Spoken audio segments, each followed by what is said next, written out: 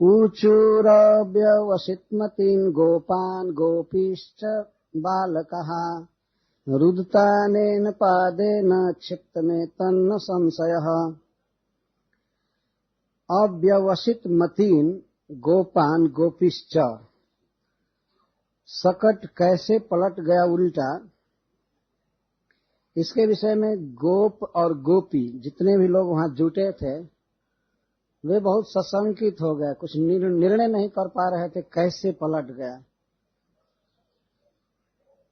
तो बालकः ऊचु, बालकों ने कहा रुदता अनेन पादेन क्षिप्तम एतन्न संशय, रोते रोते इसी ने पैर से मारा तो सकट पलट गया।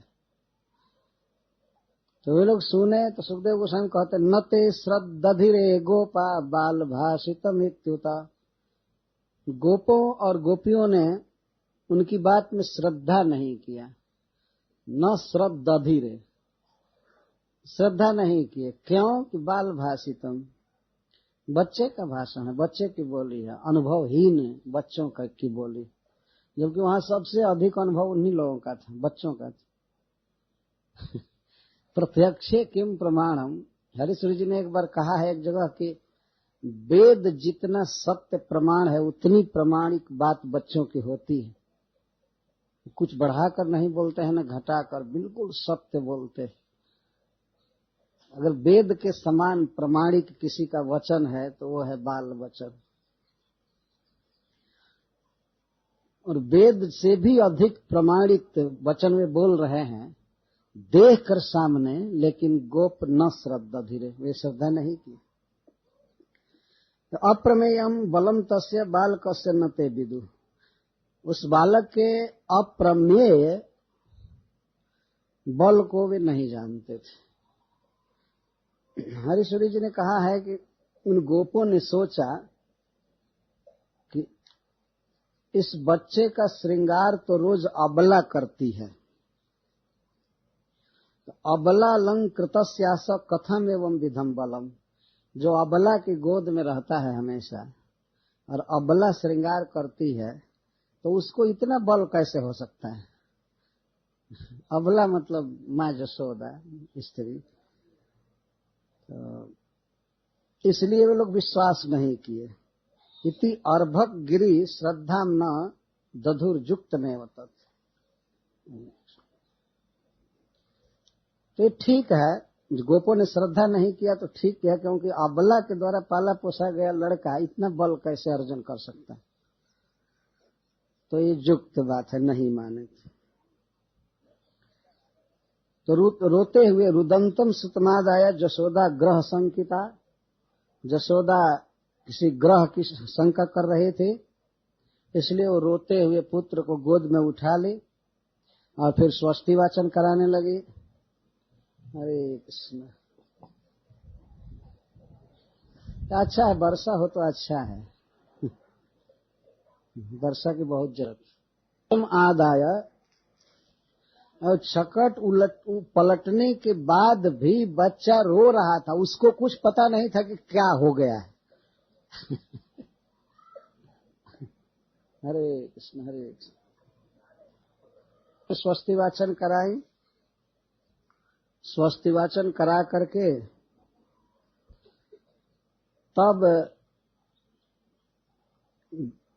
स्तनम अपायत, तब स्तन पिलाई। स्वस्ति वाचन जब हो रहा था बच्चे का, उस समय भी वो रो रहा था, लेकिन दूध पिलाया नहीं जा रहा था। स्वस्ति वाचन हो गया तब माँ ने दूध पिलाया, और जब दूध हो पिलाने लगी तो इसके बाद बलवान बलवान गोपों को नंद महाराज ने बुलाया, सब बलिष्ठ पहलवान आदि, तो वे लोग सब मिल करके उस सकट को सीधा किए। ऐसे टूट गया था, लेकिन टूटे हुए पहिए से ही, ये चक्र अक्ष से ही सीधा किसी तरह किया गया, और सामान जो बिखरा था उसको एक किनारे किया गया, ढंग से किया गया। अब काहे को उत्सव होने जाए वहां। अब सब उस बच्चे को घेर लिए कि ये ठीक से है कि क्या होने लगा। उस दिन वो बकी आई थी, पुतना आई थी, आज ये हो गया।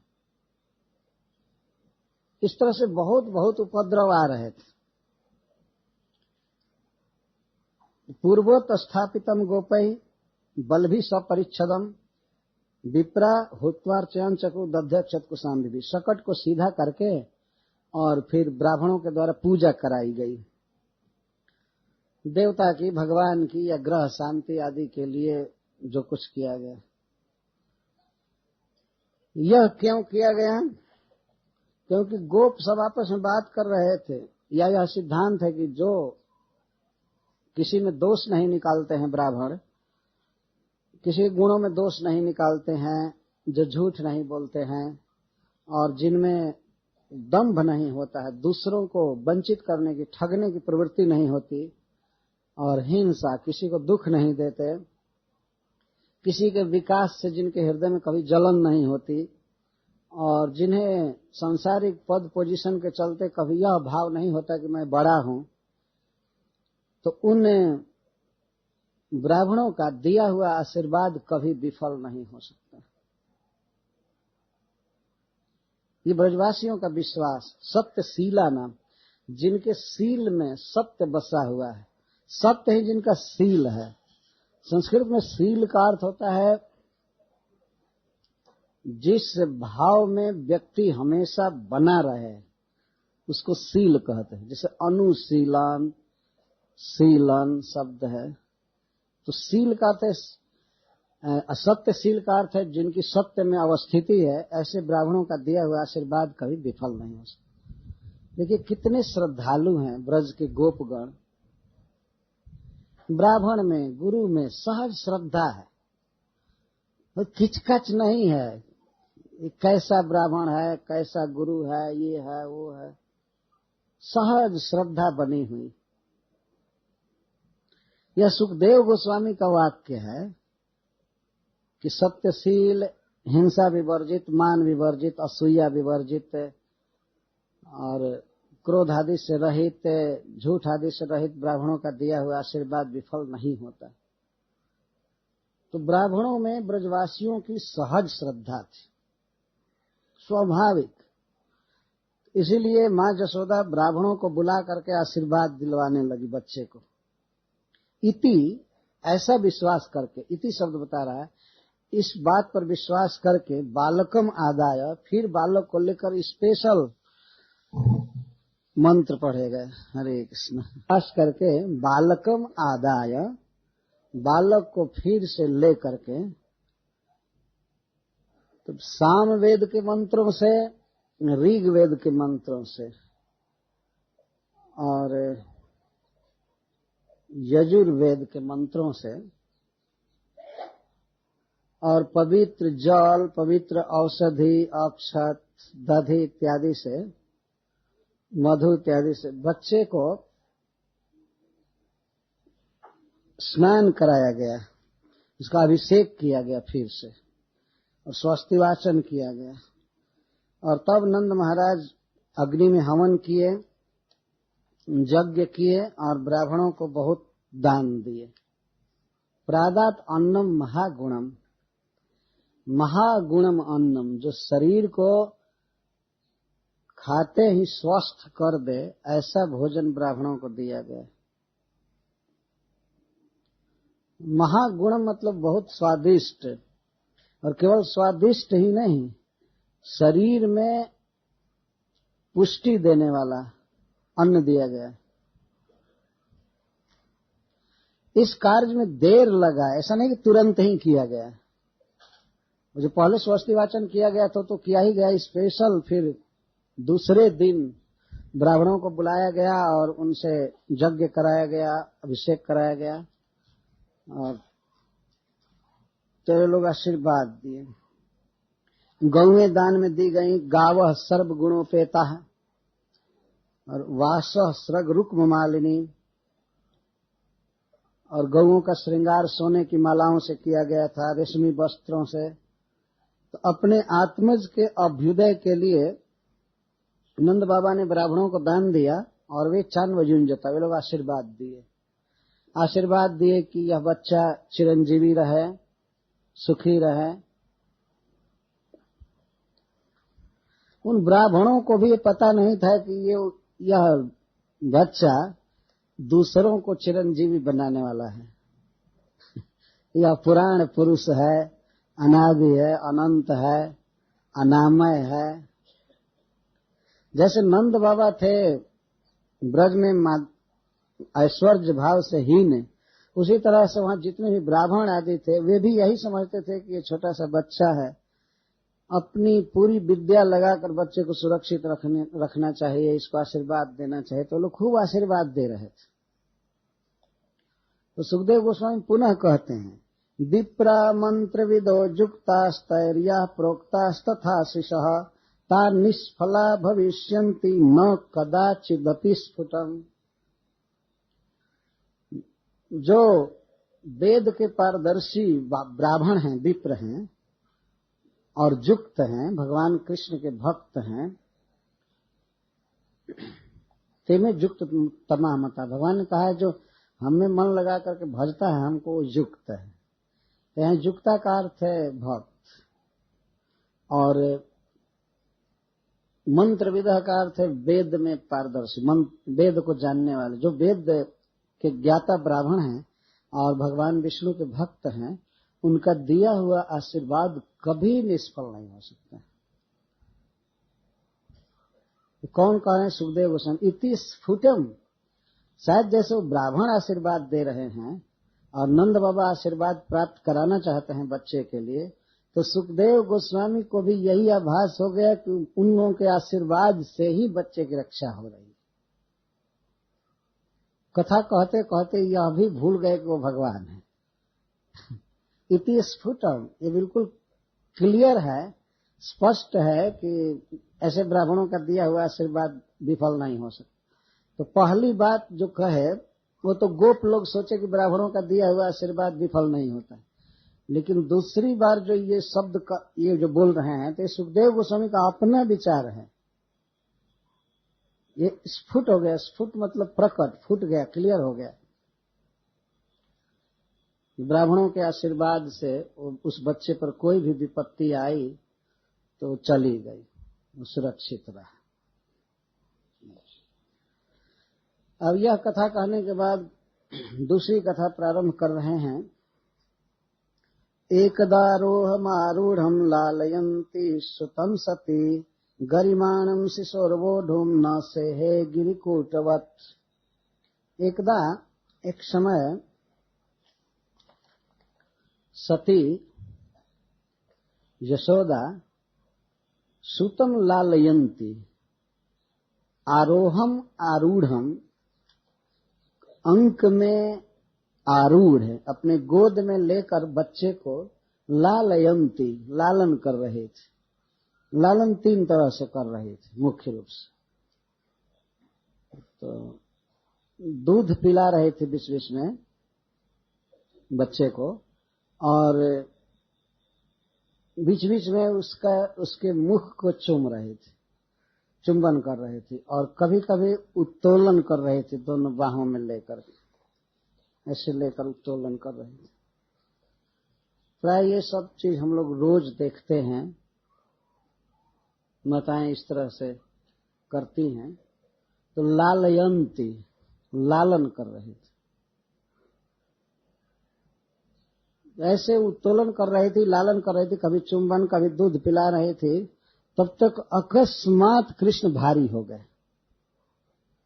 धीरे धीरे भार बढ़ाए हों ऐसी बात में भारी लगने लगे। गरिमाणम शिशो, शिशो गरिमाणम ओढ़ुम न से है, बच्चे के भारीपन को, गरिमा को अब ढोने में सहन नहीं हो सके।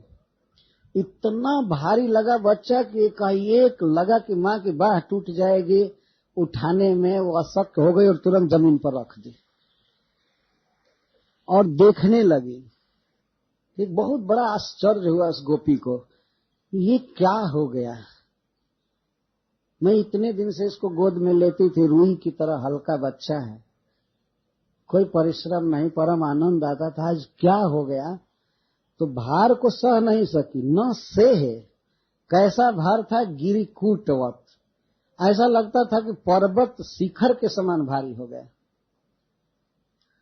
बहुत भारी, अथवा गिरी समूह वक्त, कूट मतलब समूह, लगा कि कई पर्वत एक साथ मिल करके भारी हो गए इस तरह से न से, तो भूमि पर रख करके और विस्मय से देखने लगी क्या हो गया। बच्चे को देखने लगी कैसे भारी हो गया, तो बीच में फिर चलती उठाने के लिए कि शायद अब इसका भारीपन चला गया। जैसे उठाते हैं तो उठने का कोई प्रश्न ही नहीं। वो सोचने लगी हाँ ये क्या हो गया, इतना भारी क्यों हो गया, कोई दैत्य आकर के इसके भीतर बैठ गया, क्या हुआ, कोई ग्रह बैठ गया, नहीं तो मेरा पुत्र इतना भारी कैसे हो गया। बारंबार उठाने की चेष्टा कर रही थी गोद में, वो उठा नहीं और विस्मित होकर के, चकित होकर को देखने लगी क्या हो गया। फिर उसने भगवान का ध्यान किया कि हे नारायण, यह मेरा पुत्र आपकी कृपा से प्राप्त हुआ है, अब आप ही इसके लिए कुछ कीजिए हे नाथ। महापुरुषम आदद्य, महापुरुष का ध्यान किया, जगतम महापुरुषम, जो जगत के ईश्वर हैं, भगवान हैं, सबको ठीक रखते हैं, सबका मंगल करते हैं, वे भगवान इस बच्चे की रक्षा करें। क्या हो गया है। लेकिन कुछ देर के बाद, मतलब कुछ ही क्षणों के बाद वैसे देखी और इसके बाद भगवान का ध्यान करने लगी, और बाद में उसने सोचा कि भगवान इसको ठीक करेंगे, अब इसकी सेवा के लिए जो कर्म है कर्म करें। वो चली गई काम करने और बच्चा टहल नहीं रहा था, वो बैठ गया, चुपचाप बैठ गया, छोटा सा बच्चा तो बैठ गया। तो वो भी चकित होकर देख रहे थे और वो कुछ बोल नहीं रहा था, कुछ कर नहीं रहा था, भारी पर्वत की तरह होकर के बैठ गया। तो अपने काम धंधे में चले गए। यहाँ पर हरिश्री जी कुछ उत्प्रेक्षा किए हैं, उन उत्प्रेक्षाओं को हम लोग देखें। भगवान भारी क्यों हो गए तो इस पर एक शब्द योजना से, केवल शब्द योजना से, भाव से नहीं, हरिश्री जी कह रहे हैं, जात्येव गुरुताम मात्रा श्रित सर्वत्र जल लघु तदाश्रित सा युक्ता लघोस्तस्याक्षरात्मना। संस्कृत में नियम है, कोई लघु अक्षर है तो उसमें यदि मात्रा लगा दी जाए, मात्रा से श्रित हो जाए, युक्त हो जाए, तो भारी हो जाता है, तो दीर्घ हो जाता है। भारी मतलब दीर्घ हो जाता है, गुरुता को प्राप्त होता है, गुरु हो जाता है। लघु और गुरु दो शब्द। तो लघु में यदि मात्रा लगा दिया जाए, जैसे अ है, और अ में यदि आकार लगा दिया जाए, मात्रा या इकार लगा दिया जाए, तो गुरु हो जाता है। तो गुरु का अर्थ बड़ा और गुरु का अर्थ भारी। तो मात्रा लगा होना चाहिए, तो मात्रा आश्रित, मात्रा मतलब माता से आश्रित है, युक्त हो गए। तो मात्रा से युक्त होने पर कोई भी लघु अक्षर गुरु हो जाता है। तो भगवान भी जब माता से युक्त हुए, मात्रा श्रित, तो वे गुरु हो गए, भारी हो गए, ये स्वाभाविक है। तो ये कहा जाए ठीक है, अक्षर भले गुरु हो जाएगा, भगवान कैसे हो जाएंगे, तो कहते हैं भगवान को तो अक्षर कहते ही हैं, मूल अक्षर तो वही है अक्षर पूर्ण पुरुषोत्तम तो वही है। वे गीता में कहते हैं, वे अक्षर अक्षर दोनों से परे हैं, लेकिन ऐसे उनका अक्षर नाम जो न क्षरते, जो कभी क्षीण नहीं होते, कभी जिनका ज्ञान भूलता नहीं, वे अक्षर है। तो लघु अक्षर है इस समय, और छोटा सा बच्चा है लेकिन है अक्षर, और मात्रा से युक्त है, तो भारी हो गए, स्वाभाविक है इसमें क्या संदेह है, भारी हो गए। और भारी हो गए, पर्वत जैसा भारी हो गए। सुखदेव गोस्वामी उदाहरण देते हैं कि मां जसोदा ने ऐसा अनुभव किया कि पर्वत जैसा भारी हो गया। तो इस पर हरिश्री जी कहते हैं, वायुअस्त्र वीर्ज प्रतिरोधी शास्त्रे प्रोक्तम धरेशई अचलास्त्र में, युद्ध विद्या वाले जो शास्त्र हैं, धनुर्वेद आदि में, उसमें लिखा गया है कि वायुआस्त्र, वायु का अस्त्र यदि चलाया जाए, हवात्मक वायुआत्मक अस्त्र तो उसका प्रतिरोधी अस्त्र होता है पर्वतास्त्र। तो अभी अभी बहुत बड़ा बवंडर आने वाला है, तो भगवान ने सोचा कि इस वायु अस्त्र का प्रतिकार पर्वतास्त्र से करना चाहिए। उन्होंने विचार किया अचल अस्त्र, तो बैठे भी थे, अचल हो गए थे और पर्वत जैसा भारी हो गए थे। जानन प्रभुस्तम धृत चक्रवात स्वरूप मासिद अचल स्वरूप, जान गए कि अस्त्र आने वाला है चक्रवात के रूप में, तो ये भी अचल हो गए। तब उसका प्रतिकार हम पर्वतास्त्र से करेंगे, ऐसा भगवान ने सोचा और शायद इसीलिए वो भारी हो गए। मानो भगवान इस बात को व्यक्त कर रहे थे कि हवा का निवारण पर्वत से करोगे, अचल। मां भी सोचने लगी कि अचल कैसे हो गया, पर्वत कैसे हो गया। यह अचल के दो अर्थ है, एक तो हिलना नहीं। यदि वायु का अस्त्र चलाया जाए तो वायु घर को उड़ा कर ले जाएगा, और खरपात को तो उड़ा कर ले ही जाता है, बड़े बड़े लोगों को उड़ा लेता है, हाथी को उड़ा लेता है।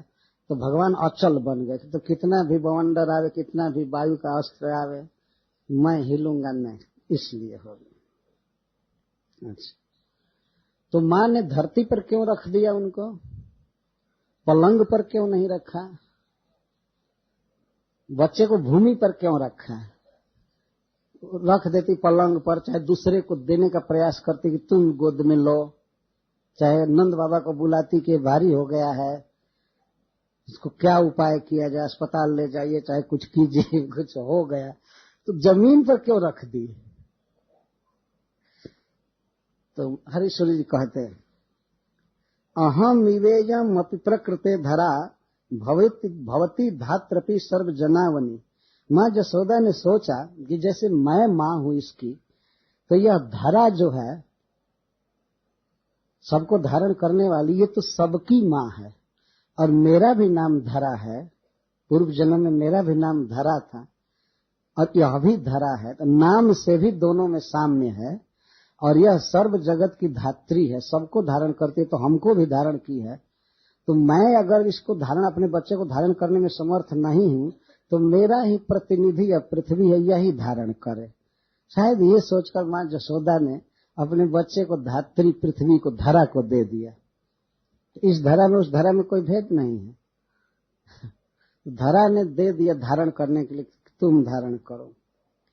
और चूंकि इसलिए भी दिया कि पर्वत को पृथ्वी धारण करती है, पृथ्वी के ऊपर पर्वत रहते हैं, आदमी के ऊपर नहीं।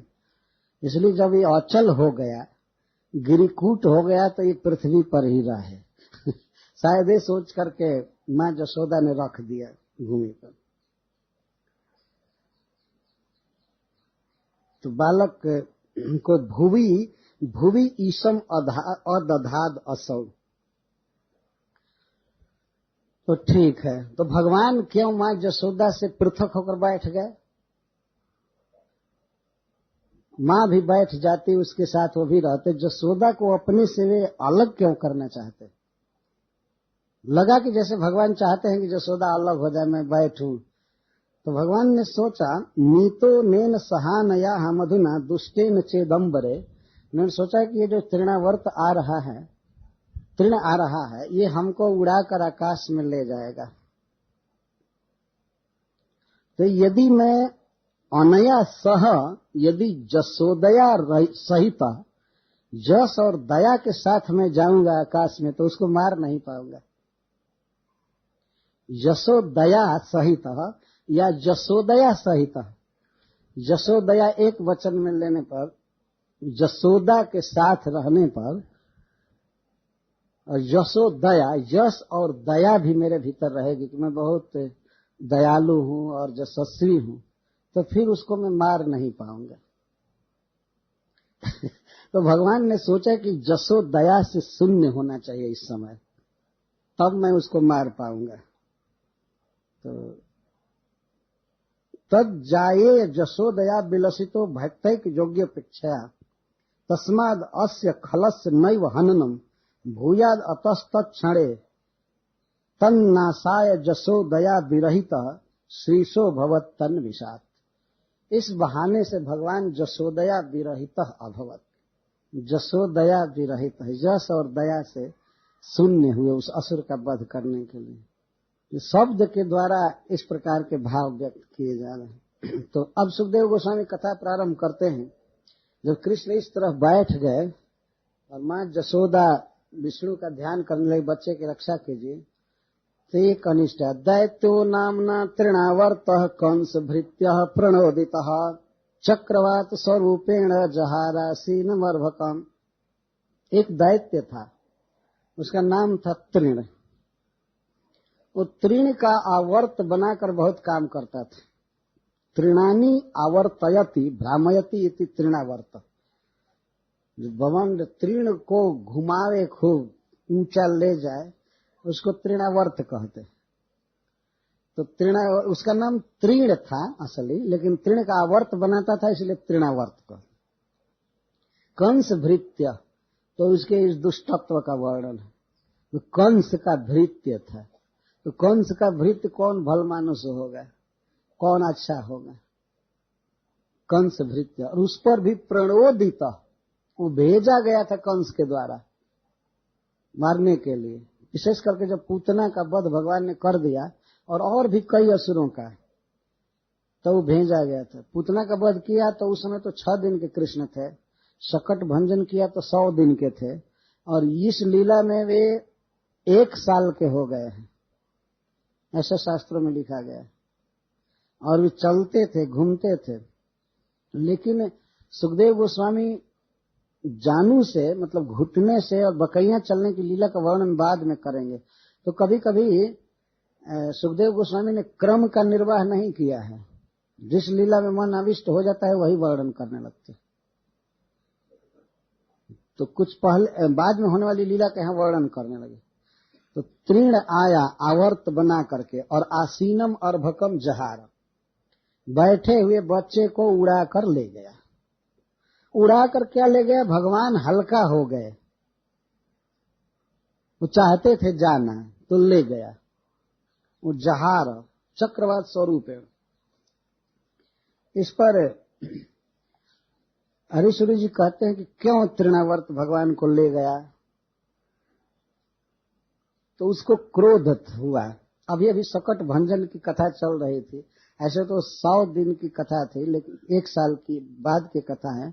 लेकिन कथा के बाद तत्काल लिंक जोड़कर हरिश्वरी जी कहते हैं, तृण सोचा कि वन्यो अपि अहम, मैं वन्य व्यक्ति हूँ, वन में मेरा जन्म होता है, परंतु जिस पर चढ़ करके मैं ग्राम स्थिति प्राप्त करता हूँ उसको तो कृष्ण ने तोड़ दिया। वन्योप्यहम जदधिरोहण तो भजामी ग्राम स्थिति सकल गोकुल तृप्ति हेतु। प्राय किसान लोग ऐसा करते हैं, वन में उत्पन्न होने वाले घास को वो लोग सकट पर लाद कर गांव में लाते हैं। आज भी देखा गया है। और किसके लिए? सकल गोकुल तृप्ति हेतु, गायों को खिलाने के लिए लाते हैं।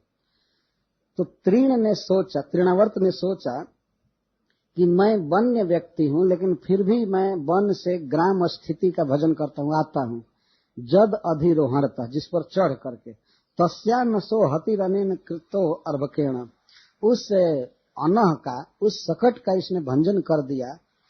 तो इस क्रोध से वो तृण नाम का व्यक्ति आ गया कि हमको जो ढो करके लाया जा रहा था, लाने वाली गाड़ी थी, उसको क्यों तोड़ा? और वो भी लाया जा रहा था सकल गोकुल तृप्ति हेतु। मेरा कोई स्वार्थ नहीं था।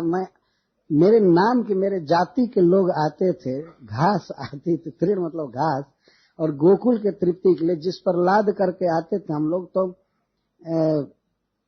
उस गाड़ी को इसने तोड़ दिया, इसलिए इसको मारेंगे। शायद तृण ने ये सोचा। और मन नामना जदहो तृणेन निखिलम संतोषितम गोकुलम, एक दूसरा कारण कह रहे हैं, मेरे नाम से, मेरी जाति से कृष्ण का सारा गोकुल संतोषित होता है। तृण खा करके सारी गौएं रहती हैं। देहस्यार्पण तो पितत् प्रतिदिनम मद बैरिणम सेवत, देह अर्पण करके भी, घास सोच रहा है, तृण सोच रहा है, देह अर्पण करके भी मैं अपने बैरी की सेवा कर रहा हूं, बताइए। और इस पर भी उसने बैलगाड़ी को जिस पर हमारी सवारी थी उसको तोड़ दिया, तो का चिंता तदिहैवाधुना विधनोमी इति आप्त रोषस तृण। तो अब क्या इसमें सोचना है, आज ही इसको मार दूं। उसको बड़ा क्रोध आया तृण को, और इसलिए वो आ करके समस्त गोकुल को पहले तो घेरा अंधकार से और पत्थर से मारने लगा। तो छोटे छोटे तिनके उड़ा करके पूरे गोकुल को मार रहा है। तो वही जो पालने वाला था उसने सोचा कि अब तक तो मैं अपना देह अर्पित करके सबको पाला हूं, लेकिन जब हमारे साथ इतनी कृतज्ञता की गई तो मैं अब गोकुल को छोड़ूंगा नहीं। तो आकर के सरकराओं से भवंडर से सबको पीटने लगा। गौओं पर भी बालू उड़ उड़ कर पड़ रहा था। भाव ये दुख की बात है ना कि हमको ही खा करके अब तक सब जी रहे हैं और फिर भी हमारा साथ देने वाला जो सकट था उसको तोड़ दिया गया। ये सोच है। इस तरह की सूक्ष्म बातें सोचते हैं शब्द के आधार पर। न भगवान बैठ के गए तृणावर्त के आने के पहले। हरिश्री जी इस पर लिखते हैं कि यदि कोई शत्रु अपने पास आ रहा हो तो पहले उठ करके उसका स्वागत करना चाहिए, और इस पर भी यदि वो दुष्टता करे तो उसका गला पकड़कर मार देना चाहिए। तो भगवान मानो उसका रिसेप्शन करने के लिए मां के गोद से उतर गए कि रोको रोको, शत्रु आ रहा है हमारे गोकुल में, हमारे घर में आ रहा है, तो इसका स्वागत करेंगे। लेकिन इसके बाद भी बदमाशी किया तो गला घोंट करके मार डाले। भगवान ने ये शिक्षा दिया। तो आया, कृष्ण को उठाकर ले गया। किस तरह उठा ले गया? तो गोकुलम सर्वमावृण्वन् मुष्णं चक्षुंसि रेणुभिः। सबसे पहले इतनी धूल उड़ाया ब्रज में और छोटी छोटी सरकराएं कि उससे समस्त गोकुल वासियों की आंखें बंद हो गईं, आंखों में धूल भर गई और बहुत घोर शब्द कर रहा था। दसों दिशाओं में धूल भर गई, शब्द व्याप गया। मुहूर्तम अभद गोष्ठम रजसा तमसावृतम। कुछ देर के लिए सारा गोकुल रजोगुण से भर गया, रज से भर गया। पहले रज से भरा, धूली से भरा, इसके बाद अंधकार से भर गया। चारों तरफ धूल छा गई तो अंधकार छा गया। सूर्य का प्रकाश थोड़ा ढक रहा था और इस कारण से सुतम जसोदा ना पश्यत तस्मिन नस्तवती जत। तो जहां जसोदा ने कृष्ण को रखा था, जब ही बवंडर उठा त्यों ही जसोदा दौड़ी अपने बच्चे के प्रति। लेकिन इतना अंधकार छा, वो हर लिया था और वहां अंधकार छा गया था, धूली भर गई थी, इसलिए जसोदा जी ने बच्चे को देखा नहीं। बच्चा वहां था नहीं, तृणावर्त हर कर ले गया था। तो रजोगुण और तमोगुण तो वैसे ही भगवान को नहीं देखने देते, और पूरा गोकुल ही इंद्रिय समूह ही जब रजोगुण तमोगुण से व्याप्त हो गए तो अब कहां से भगवान दिखाई पड़ेंगे? जब गोकुल में रजोगुण तमोगुण छा गया तब अब कहां से भगवान दिखाई पड़ेंगे? जदात्मन अनिक्षणम धर्मो गोकुल से निसर्गज। ऐसे गोकुल का इंद्रिय समूह का निसर्गज धर्म है क्या? आत्म अनिक्षण, आत्मा का दर्शन नहीं होना, भगवान का साक्षात्कार नहीं कर सकना इंद्रियों का सहज स्वभाव है। इंद्रियां बहिर्मुख है, भगवान को नहीं देखती हैं, और उस पर रजस तमोभ्याम युक्तम चेतकिम चास्य तस्य तत्पुनः।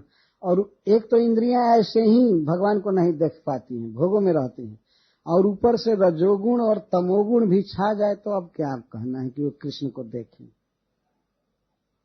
तो अब कहां से देख पाएंगे? तो कोई नहीं देख पाई, मां जसोदा नहीं देख पाई। तो नापश्यत कश्चनात्मानं परम चापि विमोहिता। फिर मां जसोदा दूसरे को देखने का प्रयास करने लगी, और कोई है जिसे अपना दुख कहूंगी तो दूसरा भी नहीं दिखाई दिया। न अपने को देख पाती थी ठीक से, अपने को भी नहीं देख पाती थी, क्योंकि आंख खोलने पर आंख में रजोगुण धूली भर जाती थी, इसलिए उसने बंद कर लिया आंख। आंख खोलने पर तो बहुत धूली उड़ रही थी, बालू के कण उड़ रहे थे, तब अपने को भी नहीं देख पा रही थी, ऐसे घूम रही थी, आंख खोलने में धूली पड़ रही थी। तो न अपने को देख पा रही थी न दूसरे को देख पा रही थी। इस तरह से तृणावर्त ने सरकरा उत्पन्न किया। पत्थर के छोटे छोटे टुकड़ों को सरकरा कहते हैं। बालू से थोड़ा बड़े बड़े होते हैं और रेता से बड़े बड़े होते हैं, सरकरा। तो इस प्रकार इति खर पवन चक्र 500 वर्ष से बहुत जोर की हवा चल रही थी, चक्र हवा, और धूली वर्षा और सरकरा बरस रही थी, चारों तरफ आंखों में पड़ रही थी। तो माँ अपने बच्चे को जब नहीं देखी, कृष्ण को नहीं देखी वहां, तो एकाएक उसकी चेतना विलुप्त होने लगी अतिशय शोक के कारण, और वह गिर पड़ी पृथ्वी पर, मूर्छित हो गई। और मूर्छित होकर के कुछ देर के बाद लगी विलाप करने, जोर जोर से रोने लगी, हाँ हाँ करने लगी, बहुत जब जोर से रोने लगी। और जब शांत हुई आवाज, तब दूसरी स्त्रियों ने सुना कि जसोदा रो रही। जिस गोकुल में कभी शोक नहीं है, आनंद ही आनंद है भगवान के आने के बाद, और अकस्मात कोई स्त्री, और उस पर भी जसोदा, इस तरह विलाप करने लगे, तो गोपियां दौड़ी हुई आकर देखी। सबसे पहले वो लोग ये देखने लगे कि बच्चा कहाँ है, बच्चे के लिए ही वो रो रही होगी माँ। तो उन लोगों ने खोजा घर में, इधर उधर, कहीं उस बच्चे का पता नहीं था। तो वे सब भी समवेत रूप से रोने लगी जसोदा के साथ, वे भी छाती पीट करके रोने लगी। उस समय आंधी शांत हो गई थी। तब एक घरों में देख रही थी, इधर उधर ढूंढ रही थी, कोई घर से बाहर दौड़ी कि गली में तो नहीं है, जमुना के तीर पर नहीं है, कहाँ है क्या है, लेकिन कहीं जब पता नहीं मिला तो वे भी बड़े जोर से विलाप करने लगे। रुदितम अनुनिशम्य तत्र गोप्यो भृशम अनुतप्त धियोश्रुपूर्ण मुख्य, अश्रुपूर्ण मुख्य, वे रो रहे थे। रुरुदु अनुपलभ्य नंद सूनुम, नंद नंदन को अनुपलभ्य, वहां न प्राप्त करके सभी गोपियां रो रही थी। पवने उपारत 500 वर्ष बेगे, उस समय पवन रुक गया था, बवंडर शांत हो गया था। तब इधर तो सब लोग रो रहे हैं, भगवान इधर सबको रुला रहे हैं, और सभी रो रहे थे। नंद बाबा आए, इसके बाद ब्रज के अन्य गोप सब आए, सब रो रहे थे। कृष्ण का पता ही नहीं कहाँ चला गया, क्या हो गया। सब गिर करके पृथ्वी पर छाती पीट पीट करके हा हा विलाप कर रहे थे, रो रहे थे। तो भगवान ने देखा कि हमारे विरह में, हमारे अदर्शन के कारण सब इतने दुखी हैं, तो वे आकाश में जाकर अब तृणावर्त को मारने की सोचे। तो तृणावर्त शांत रहे, वात्या रूप धरो हरन। तृणावर्त बहुत जोर से आकाश में गया, कुछ दूर तो नभो गतः, आकाश में गया, लेकिन भगवान धीरे धीरे अब अपना भार बढ़ाना चालू किए, तो उसकी गति शांत होने लगी। रजा, उसका वेग जो था वो शांत होने लगा, अब आगे नहीं बढ़ सका, और जाते थे बिल्कुल शांत हो गया। वात्या रूप धरोहरन, कृष्णम नभो गतो गंतुम ना सकनो भूरी भार भी।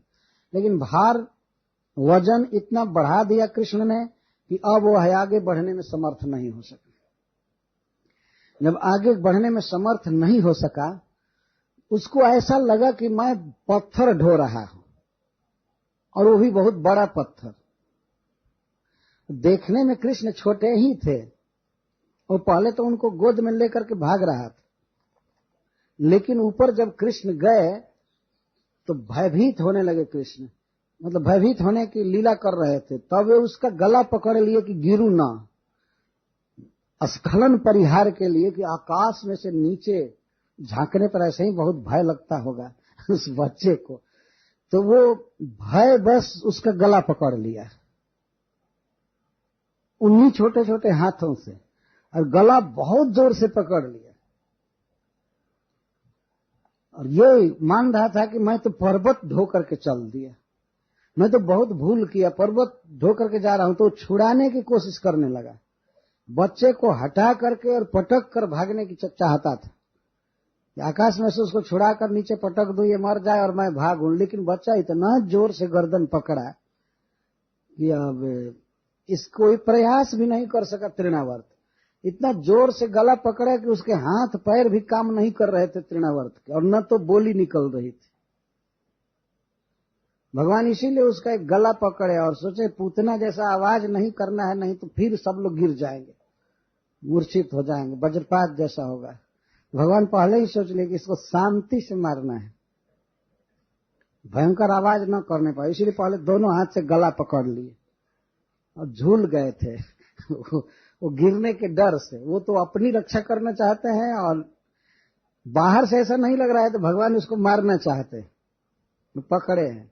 गले गृहित उत्सृष्टुम ना शक्नोत अद्भुतार्भ, वो पहले बच्चे को फेंकना चाहा, छुड़ाना चाहा, लेकिन उत्सृष्टुम न अशक्नोत, बच्चे से अपनी गर्दन छुड़ाने में समर्थ नहीं हुआ। तब सोचने लगा अद्भुतार्भकम, ये तो अद्भुत बालक, ये तो अद्भुत बच्चा है, ये सोचने लगा। गल ग्रहण निश्चेष्टा, इतना जोर से भगवान ने उसका गला पकड़ा कि वो निश्चेष्ट हो गया, हाथ पैर सब पीट भी नहीं रहा था, छटपटा भी नहीं रहा था, छटपटाने की भी शक्ति नहीं रह गई। दैतो निर्गत लोचना, और उसके आंख में जो नेत्र पिंड होते हैं वो बाहर निकल आए। तो इसका मतलब वो मर गया, जो मरने की नौबत में आ गया। अव्यक्त रावह, और उसके मुख से ध्वनि थोड़ी भी व्यक्त नहीं हो रही थी, शब्द नहीं निकल रहा। इसी पर श्रीपद सनातन गोस्वामी ने लिखा है कि भगवान इसलिए बिल्कुल गला दबा दिए हैं कि यदि ये आवाज करेगा तो बहुत भयंकर आवाज होगी और ब्रजवासी फिर दुखी हो जाएंगे। हृत कर भिन्न हृत करण मस्तका, वो बहुत जोर से चिल्लाई थी पुतना, तो सब लोग गिर गए थे बेहोश होकर। तो भगवान ने सोचा इसको शांति से मारना है, ये आवाज न करने पाए। तो सुखदेव गोस्वामी कहते अव्यक्त रावह, रावह या रव का अर्थ होता है ध्वनि, अव्यक्त रावह, आवाज बाहर बिल्कुल नहीं आ रही थी। और न्यपतत सह बालो व्यसुर ब्रजे, वो बच्चे के साथ ही गिरा ब्रज, व्यसु हो गया, वी असु विगत असु, उसके प्राण चले गए आकाश में ही, और बच्चे के साथ ब्रजे न्यपतत, ब्रज में गिरा। सुखदेव गोस्वामी उसी को करें कि वह गिरा, ये नहीं करें कि बच्चे ने गिराया, क्योंकि बच्चा तो अपनी जान बचाना चाहता है, तो वही गिरा और उसके गिरने के साथ साथ बच्चा उसकी गर्दन को पकड़ करके गिर रहा है। और कहां जाए बच्चा आकाश में, सोचने की बात। तो वह गिरा। वास्तविक बात यह थी कि भगवान ने उसको गिराया, और गिराया तो ऐसे एम लेकर के गिराया कि कहीं कोई वृक्ष न टूटे पुतना की तरह। पुतना ने बहुत वृक्षों को धूर कर दिया था, चूर्ण कर दिया था। भगवान ने सोचा किसी घर पर न गिरे, किसी गाय पर न गिरे, किसी बच्चे पर, आदमी पर, किसी पर न गिरे। तो बहुत ही सुंदर फर्श था पत्थर का, वहीं ला करके अकस्मात गिराया। और कहां गिराया? जहां गोपियां रो रही थी, बहुत दूर में, शरीर बढ़ने नहीं दिए, गिराया। जहां वे लोग रो रहे थे वहीं पर धड़ाम से वो गिरा। तो सुखदेव गोस्वामी कहते हैं कि वह गिरा, कृष्ण गिराए, ये ऐसा नहीं कह रहे हैं, क्योंकि सुखदेव गोस्वामी भगवान की बाल लीला के आस्वादन में बिल्कुल विभोर है। वो यही देख रहे हैं कि कृष्ण तो अपनी जान बचाने के लिए गला पकड़े हुए हैं, वो नहीं गिराए, वही गिरा, सह बाला, बच्चे के साथ गिरा, बाला सहित अन्य पतत। तो तमंतरिक्षात पतितम शिलायाम, अंतरिक्ष से शिला पर गिरा, और शिला पर गिरने के कारण विशीर्ण सर्वायवयव, सारे अंग विशीर्ण हो गए। इतना छप से गिरा कि हाथ टूटकर उधर हो गया, सिर इधर हो गया, शरीर के कई विशेषण शीर्ण हो गए। शीर्ण का अर्थ है टुकड़ा टुकड़ा छितरा गया, इतना जोर से गिरा था। और आकाश से निराधार गिर रहा है तो अब कहां से अंग रह जाए उसका, इतना जोर से ऊंचा से गिरने। विशीर्ण सर्वावयव, सुखदेव गोस्वामी कहते सभी अंग विशीर्ण हो गए, विशेषण शीर्ण हो गए, और बहुत कराल लग रहा था। टूटा हुआ अंग, फूटा हुआ, कटा हुआ अंग देखने में भयावह करालम। पूरम जथा रुद्र शरेण विद्धम, ऐसे वो गिरा था जैसे पूर्व काल में भगवान शिव के बाणों से त्रिपुर गिरे थे, 3 नगर गिरा था मैदानों के द्वारा बनाया, उस तरह से वो गिरा था। ये भयानकता का वर्णन कर रहे हैं। स्त्रियों रुदत्यो ददृशु समेता, तो वहीं स्त्रियों के पास गिरा, स्त्रियां तो रो रही थी, वो सब विलाप कर रहे थे, तब तक वहीं पर हवाई दुर्घटना हो गई, वहीं जहाज गिर पड़ा धड़ाम से गिरा। अच्छा, ये गिरा तो इधर उधर बहुत सरका नहीं, जीर्ण शीर्ण हो गया, और कोई शरीर का टुकड़ा किसी गोपी पर नहीं लगा, किसी गाय पर नहीं लगा। वास्तव में गिराए थे भगवान, चाहे सुखदेव गोस्वामी कुछ भी कहे कि वो गिरा, लेकिन वो तो गिराया गया था बहुत सावधानी के साथ, खास प्रदेश में। स्त्रियां रो रही थी। जब वो गिरा तो गिरे हुए उस असुर के गले को पकड़े हुए बच्चे को देखा तो वे दौड़ी, उनका रोना एकदम खत्म हो गया। बच्चे को देखते ही वो दौड़ी और रोते हुए, वे रो रही थी और रोते हुए जा करके ले करके गोद में उठा ली बच्चे को। अरे बच गया बच्चा, कैसा है क्या है। फिर वही स्वस्ति वाचन, फिर वही गोबर से तिलक और सब चालू की, जैसे पूतना के समय चालू की थी। गाय का पूंछ फिराना, फिर गोरज का धूली से मालिश करना, मलना शरीर को, गाय के मूत्र से स्नान और गाय के गोबर से तिलक, ये सब करके फिर वही तुम्हारे पैर की रक्षा आज भगवान करें, मणिमान भगवान तुम्हारे घुटने की रक्षा करें, ये करे, फिर वही चालू हो। और रक्षा करके तब ये माता को दी बच्चे को। पूरम जथा रुद्र शरेण विद्धम स्त्रियो रुदत्यो ददृशु समेता। सुखदेव गोस्वामी कहते हैं जथा रुद्र शरेण, रुद्र के बाण से जैसे पहले पूर गिरा था त्रिपुर, वैसे वो गिरा। ये केवल गिरने के विषय में दृष्टांत दे रहे हैं, ऊपर से अकस्मात गिरे थे। तो प्रादाय मात्रे प्रतिहृत विस्मिता, ये गोपियां विस्मित थी। ये छोटा सा बच्चा और इतना बड़ा असुर ये गिर गया, मर गया, और बच्चा सुरक्षित है। तो कृष्णम च तस्यो रसि लंबमानम, कृष्ण उसके उर पर लंबमान था, अभी लटके हुए थे।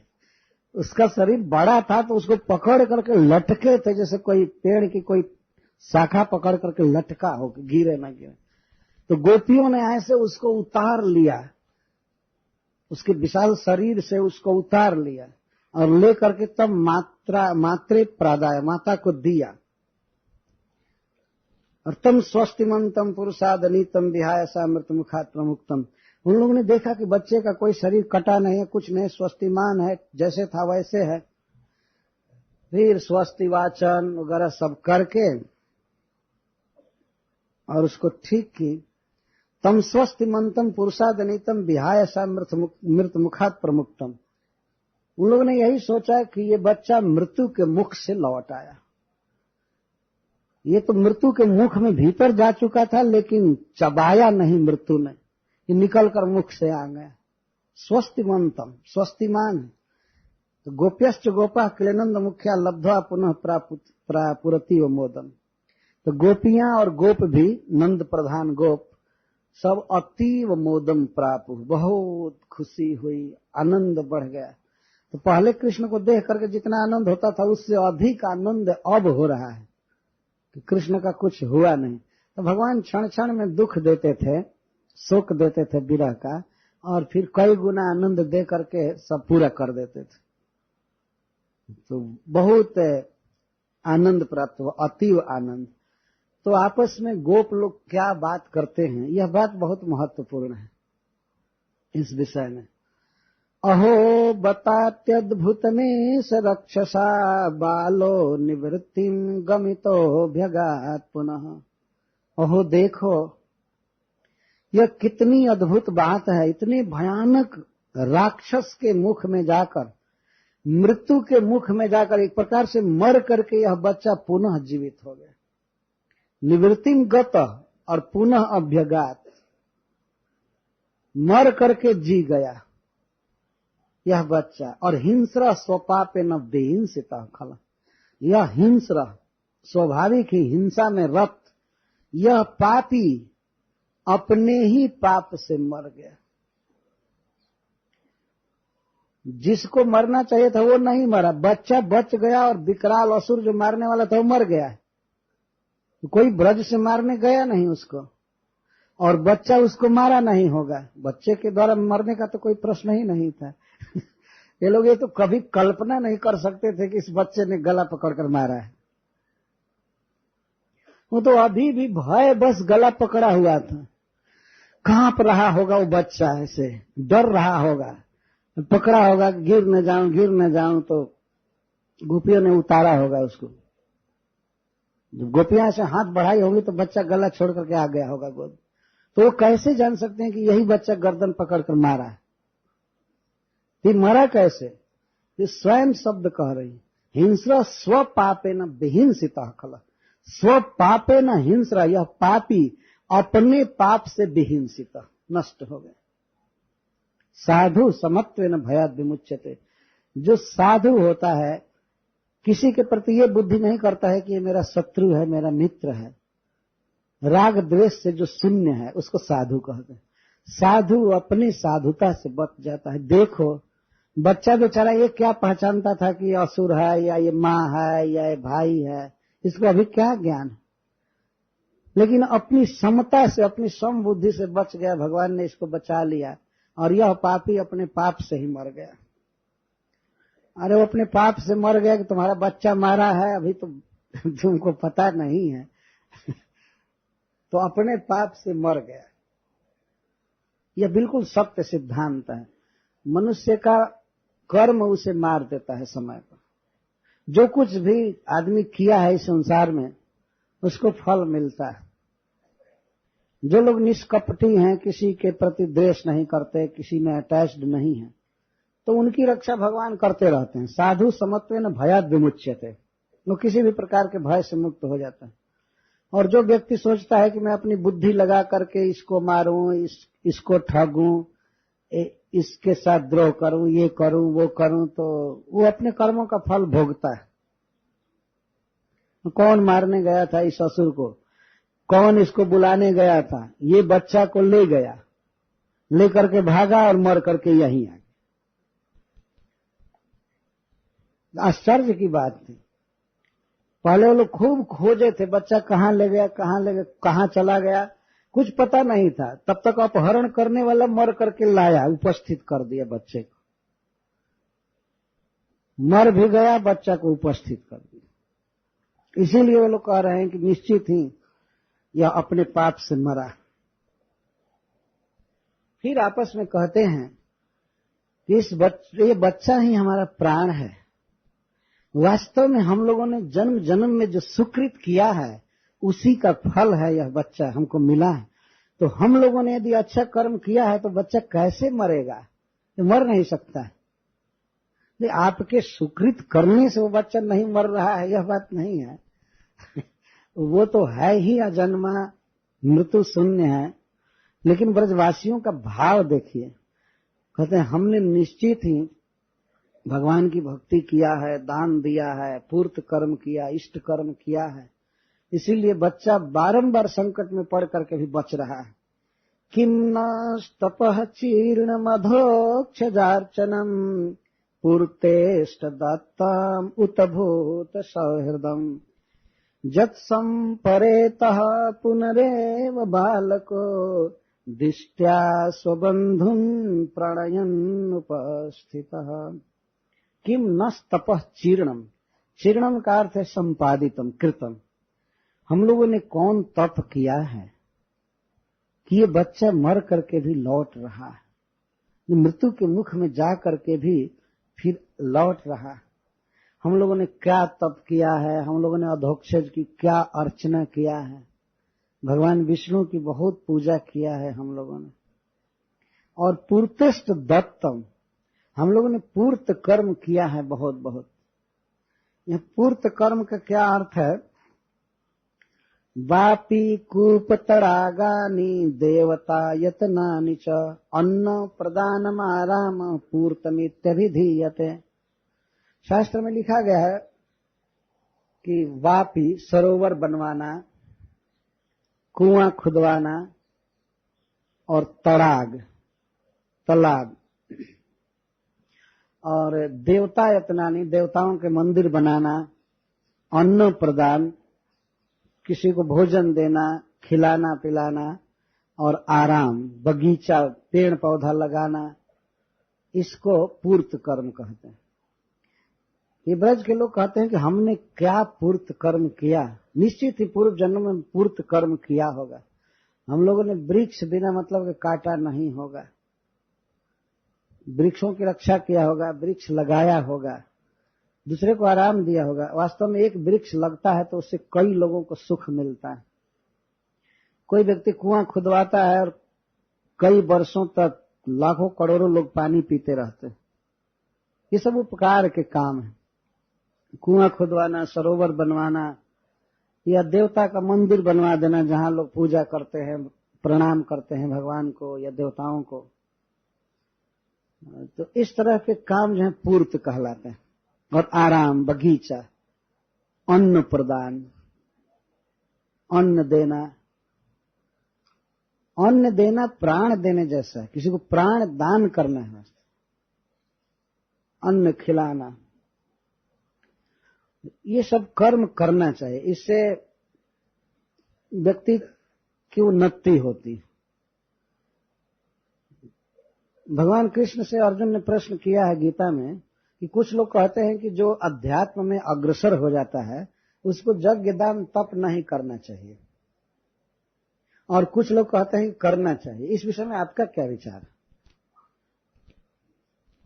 तो भगवान कहते हैं यज्ञ दान तपः कर्म न त्याज्यम कार्य में होता। ये अपना विचार कर रहे हैं। यज्ञ दान और तप करना ही चाहिए, निश्चित करना चाहिए, त्यागना नहीं चाहिए। चाहे कोई कितना भी सिद्ध हो जाए, परमहंस हो जाए, लेकिन उसको ये सब कर्म करना चाहिए। यज्ञ दान तपः कर्म पावनानि मनीषिणाम, ये सब कर्म मनीषियों को भी पवित्र करने वाले हैं। ऐसा नहीं सोचना चाहिए कि अब मैं बहुत बड़ा भक्त हो गया, अब ये क्या करने की जरूरत है, ये साधारण कर्म है, हम क्यों करें। भगवान बोल रहे गीता में पावनानि मनीषिणाम, मनीषियों को भी ये पवित्र करती। जैसे तप है, मंगला आरती में उठकर मंदिर में जाना तप है। लेकिन कोई सोचे कि अब मैं सिद्ध हो गया, हमको मंगला आरती से क्या मतलब है। मंगला आरती नियोफाइट के लिए, नए भक्तों के लिए हो सकता है, हमारे लिए नहीं। तो वो कुछ ही दिन में व्यक्ति अशुद्ध हो जाएगा। मनीषियों को भी पवित्र करने वाले ये कर्म है, करना ही चाहिए, त्यागना नहीं चाहिए। दान करना ही चाहिए। दान का मतलब है प्रवचन करना या और कुछ देना, तो देते ही रहना चाहिए। ये नहीं सोचना चाहिए कि दान देने का जो फल है, तप करने का जो फल है, वो तो मैं पा चुका। सबका फल भगवान की भक्ति है। तो जब फल पा चुका तो अब साधन क्या करना है, कुछ लोग सोचा करते हैं।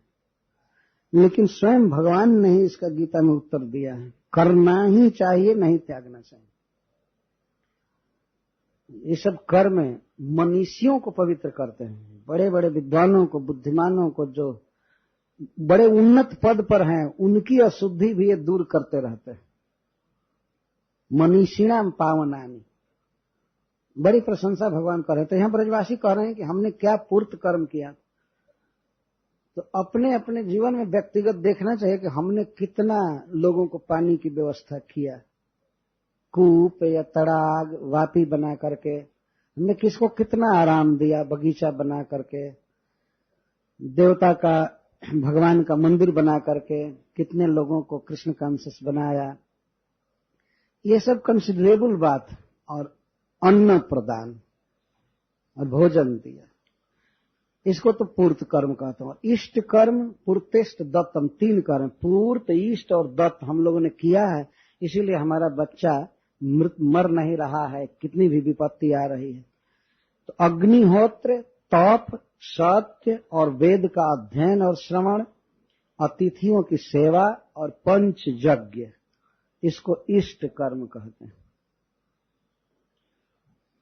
अतिथि सेवा, इसमें अग्निहोत्र यज्ञ करना, तप करना, सत्य वचन बोलना और वेद का पाठ करना। कुछ लोग ऐसे होते हैं, सोचते हैं कि अब क्या करना है, भगवान का नाम जप करो, ये भागवत आदि पढ़ने की क्या जरूरत है। ऐसे खुल्लम खुला कहते हैं। एक व्यक्ति हमसे कहा कि कई टन ज्ञान की अपेक्षा एक छटा का आचरण बढ़ करके है। छटा अब के लड़के नहीं जानते होंगे, ग्राम शब्द से कहिए। पहले हम लोग जानते हैं छटाक और शेर। ग्राम मान लीजिए कि 5 ग्राम आचरण हो जीवन में और कई टन ज्ञान, वो लोग कहते हैं, तो उस ज्ञान की अपेक्षा आचरण बड़ा है। ऐसा कहने वाले इसलिए कहते हैं कि ये प्रवचन आदि अब मत सुनो, करो, लेकिन उनको पता नहीं है कि ये सुनना ही करना है। महाराज परीक्षित भागवत सुन करके इसके बाद जी करके कुछ किए हो, ये बात नहीं है, बल्कि और जितना किए थे सबका फल था सुनना। सब करने के बाद पैसा कमाए, सब किए, तो थोड़ा आराम से बैठ करके सुनिए।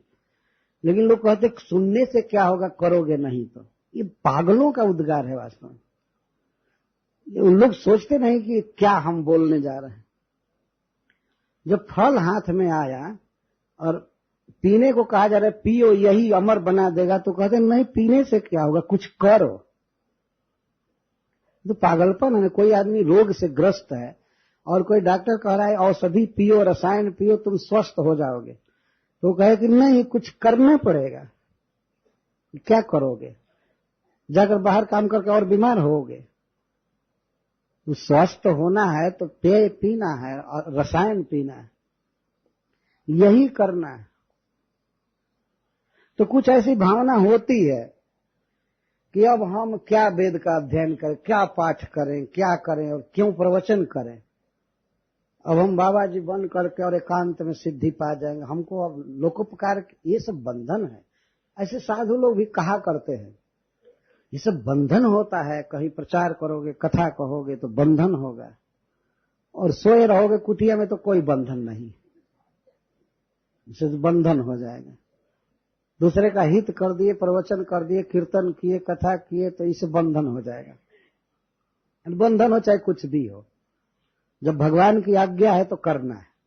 भगवान ने तो अर्जुन को यहां तक कहा सुख दुखे समय कृत्वा लाभा लाभौ जया जयौ। सुख मिले चाहे दुख मिले, लाभ हो चाहे घाटा हो जाए, चाहे जय प्राप्त करो चाहे तुम मर जाओ, लेकिन यही करना है तुमको। हमारा जो काम है वो करना है। ये नहीं विचार करना है कि इससे ये हो जाएगा, वो हो जाएगा, वो हो जाएगा। ये क्या विचार करना है। जो ड्यूटी दी गई है तो दी गई है। एक पहरेदार की ड्यूटी है रात में खड़ा होना, तो खड़ा होना है। अब उसको क्या विचार करना है, ये हो जाएगा, वो हो जाएगा, ये हो जाएगा। तो भगवान ने काम बांटा है हम लोगों को, उपकार करना ही है, प्रचार करना है, चाहे बंधन हो चाहे कुछ भी हो। अभी इस प्रसंग में कथा हो सकती है आ जाए उखल बंधन में। हरीश्वरी जी लिखे हैं कि भगवान बंधे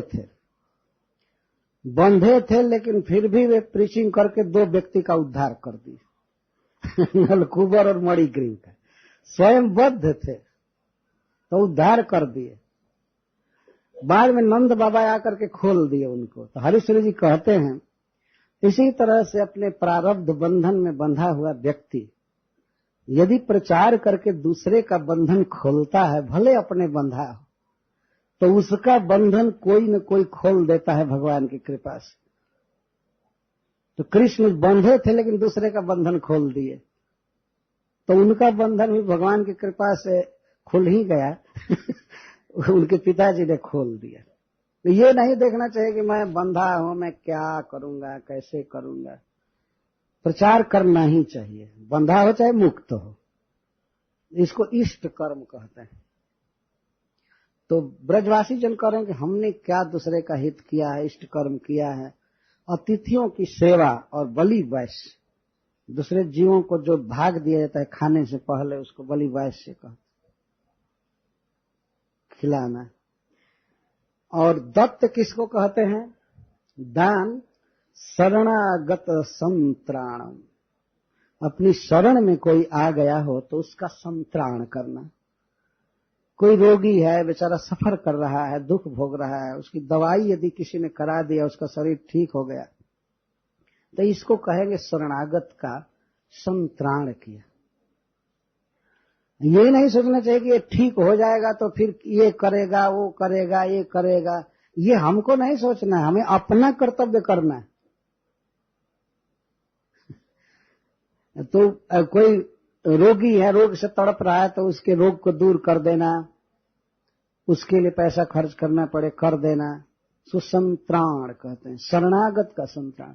कोई दीनहीन है, भूखा दुखा, कपड़े का अभाव है, दवाई का अभाव है, ज्ञान का अभाव है, दीन है, हमारी शरण में है, तो उसको ज्ञान देना, उसको सब तरह से सुखी करना, इसको कहते हैं शरणागत संत्राण। और भूतानाम चाप्य हिंसनम, किसी जीव को दुख न देना, सबको सुख देना।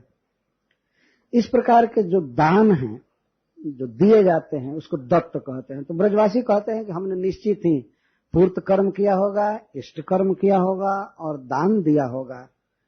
भूत सौहृदम, जीवों का हित किया होगा बारंबार। इसीलिए यह मर करके एक प्रकार से मृत्यु के मुख में जाकर के भी बच्चा हम लोगों के सामने आ गया, प्रणयन उपस्थित, हम लोगों को प्रसन्न कर रहा है, हमें सुख दे रहा है और हमारे सामने उपस्थित। तो दृष्टवाद्भुतानि बहुसो नंद गोपो बृहद बने, वसुदेव बचो भूयो मानयामास विस्मितः। नंद महाराज ने इस प्रकार के और भी बहुत से विपत्ति देखा ब्रज में, बृहद बने, महावन में।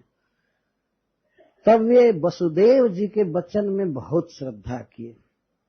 ये वसुदेव जी ने जो भविष्यवाणी की, निश्चित ही वे सब सत्य हो रही हैं, सर्वज्ञ हैं, वे हमारे बहुत बड़े हितैषी हैं। मुझे गर्व है कि हमारे भाई इतने भविष्य दृष्टा हैं, ज्योतिषी हैं, जो मथुरा से बता दिए थे कि यहाँ पर ये विपत्ति आएगी। यहाँ बहुशः शब्द बता रहा है कि पूतना और शकट या तृणावर्त जैसे और भी अनेक संकट आए, लेकिन सुखदेव गोस्वामी वो सब कह नहीं रहे, क्योंकि महाराज परीक्षित को तीसरे दिन शरीर छोड़ना है। अब 2 दिन में ये इतनी कथा बढ़ाने लगेंगे तो और कथाएं नहीं आ पाएंगी, इसलिए बहुत छोड़ दिए। पर बहुशः शब्द द्वारा वो बता रहे हैं कि नंद महाराज बृहद वन में बहुशः अद्भुतानि उत्पातानि, बहुत से अद्भुत दृश्य देखे, उत्पात देखे, तो उन्होंने वसुदेव जी के वचन को बहुत माना और बड़े विस्मित रहते थे। इतना कहकर सुखदेव गोस्वामी फिर एक लीला कह रहे हैं। एकदार्भकमादाय स्वांकमारोप्य भामिनी, प्रश्नुतम पायामास स्तनम स्नेह परिप्लुता। एक बार भामिनी कृष्ण भाव से युक्त सर्वोत्तमा नारी यशोदा अपने पुत्र को स्वांकम आरोप्य अपने गोद में लेकर स्नेह से परिप्लुत होकर प्रश्नुतम स्तनम पायामास, स्नेह के कारण जिसमें से दूध चू रहा था, ऐसे स्तन को पिलाने लगी। एक प्रश्न होता है कि स्वांकम आरोप्य क्यों कह रहे हैं सुखदेव गोस्वामी? अंकम आरोप्य ही काफी था कि यशोदा अंक में लेकर कृष्ण को दूध पिलाने लगी, लेकिन स्वांकम का क्या अर्थ? स्व अंक, अपनी गोद, मतलब मां यशोदा की जो गोद है वो कृष्ण का रिजर्व स्थान है। कृष्ण उसको अपना स्थान मानते हैं। वो हमेशा कृष्ण मां के गोद में चढ़ना चाहते थे, और कभी कभी मां यशोदा देती थी किसी किसी को कि तुम इसको रखो, तो वो जाना नहीं चाहते थे। इसीलिए वो जानती थी कि हमारे अंक में, हमारी गोद को बच्चा पसंद करता है, हमारा पुत्र हमारे गोद को पसंद करता है। इसी भाव की रक्षा सुखदेव गोस्वामी स्वांकम शब्द से कर रहे, स्व अंकम, अपने अंक में लेकर के, और स्नेह परिप्लुता प्रश्नुतम स्तनम, स्नेह में भर करके पिलाने लगी। बहुत देर तक पिलाती रही। पिलाते पिलाते बच्चा लगभग जब पी लिया, पीत प्राय पी लिया, बच्चे इस तरह से दूध पी लेते हैं तो फिर भी वे एकाएक ऐसा नहीं बताते हैं मां को कि अब हो गया। माँ भी प्रतीक्षा करती है कि ठीक है पी लिया, लेकिन फिर उसका मन करता है तो 2-4 सेकंड में फिर पीने लगता। इसलिए सुखदेव गोस्वामी यह नहीं कह रहे हैं कि पी चुका, पीत प्रायम, लगभग पेट भर चुका था लेकिन बीच बीच में फिर पीने लगता था और उसको तृप्ति नहीं हो रही थी, लेकिन लगभग पी चुका था।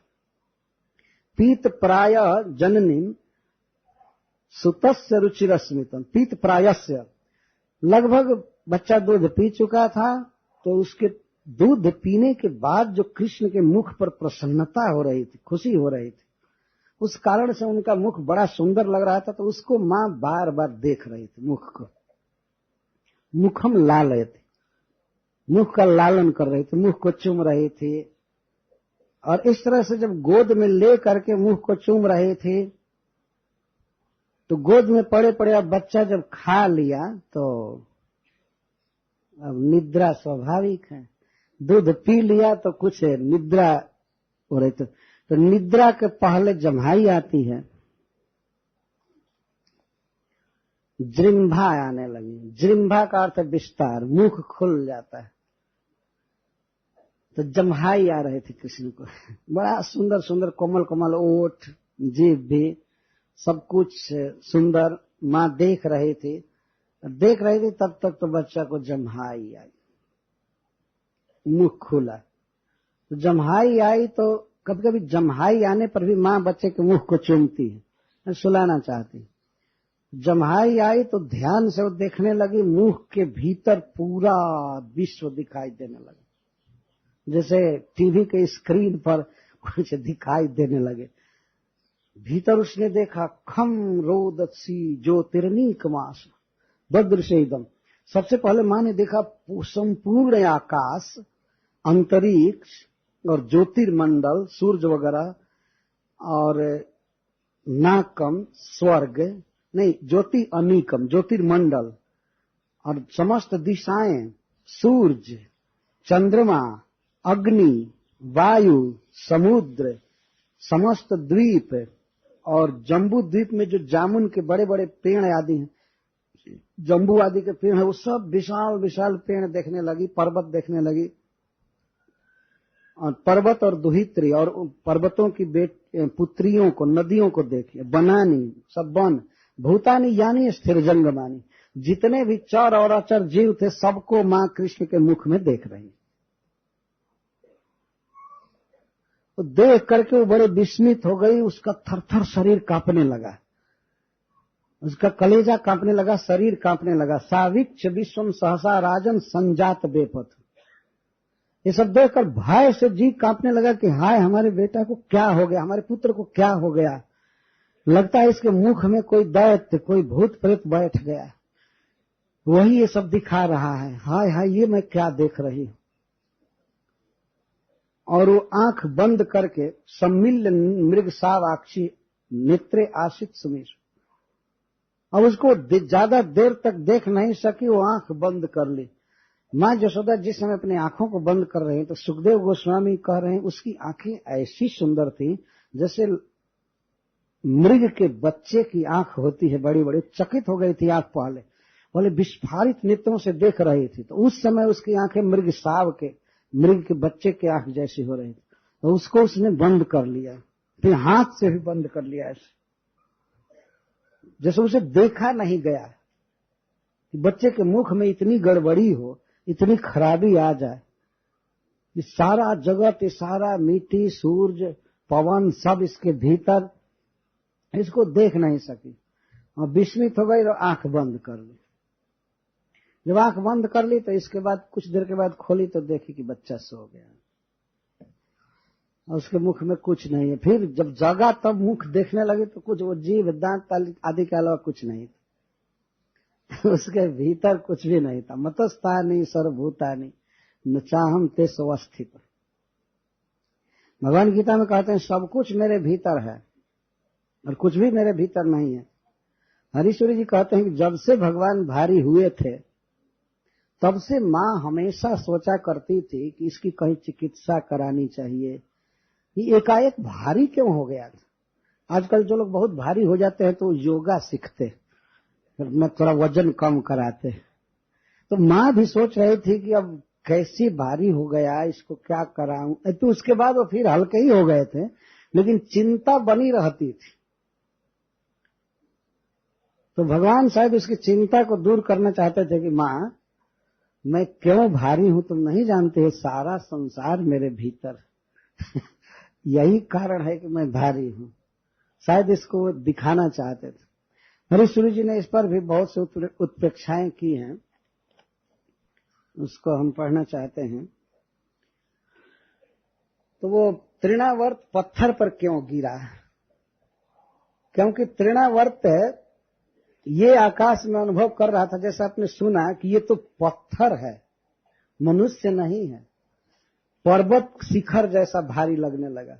तो अंत में उसे पत्थर का ध्यान आ रहा था, तो जैसी मरण के समय मति रही वैसी गति हुई। पत्थर का ध्यान कर रहा था तो पत्थर की गति हुई पत्थर पर गिरा। ये स्वाभाविक है।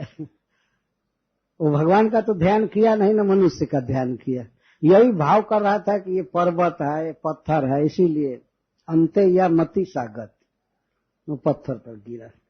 शिला रूपेण तम ध्यायन प्राण त्याग मधा तृण शिलायाम पतितो युक्तम ताद्रिक वासना आश्रित। जिसकी जैसी वासना होती है मरते समय खास करके, उसको वैसी गति मिलती है। तो पत्थर का ध्यान किया तो पत्थर की प्राप्ति हुई वास्तव में तो मुक्त हो गया, भगवान के धाम में गया, लेकिन प्रकट लीला में पत्थर पर गिराने का ये कारण था।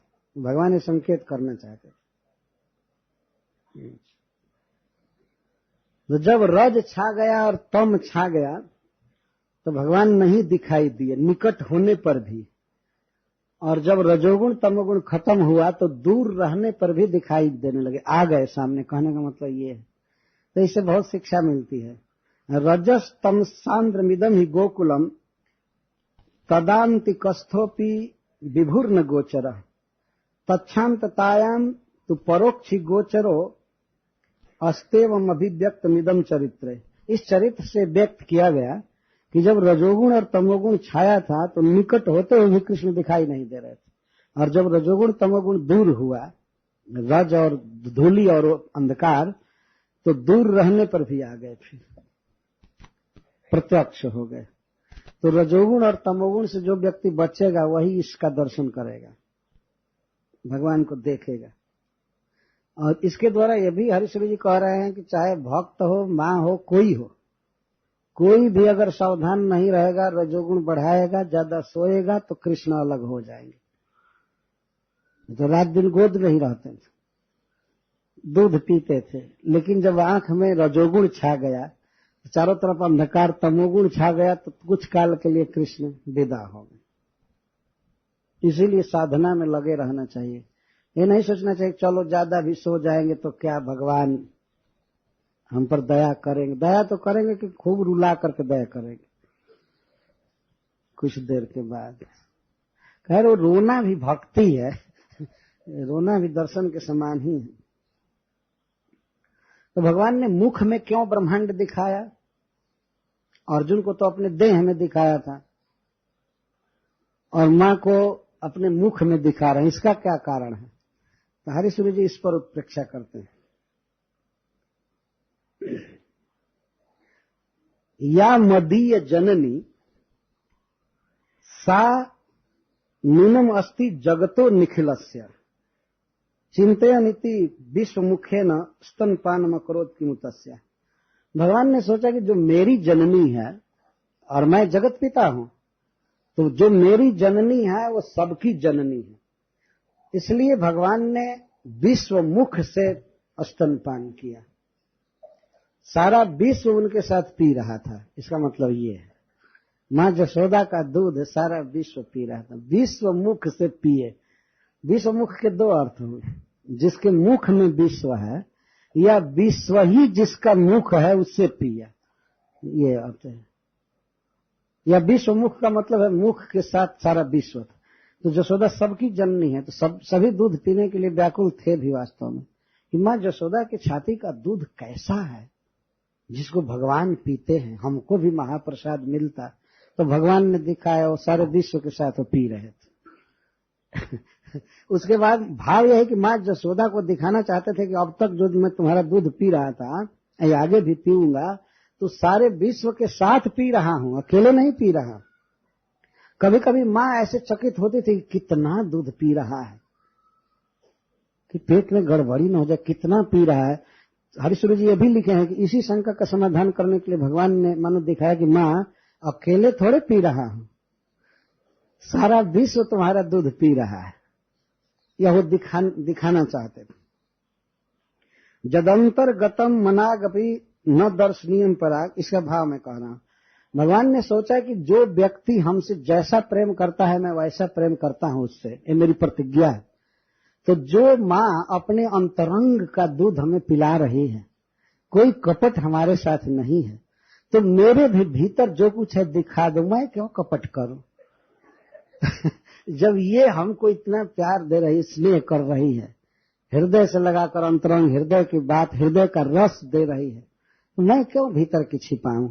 वो भी माँ से, गुरु से, बड़ों से नहीं छिपाया जाता है।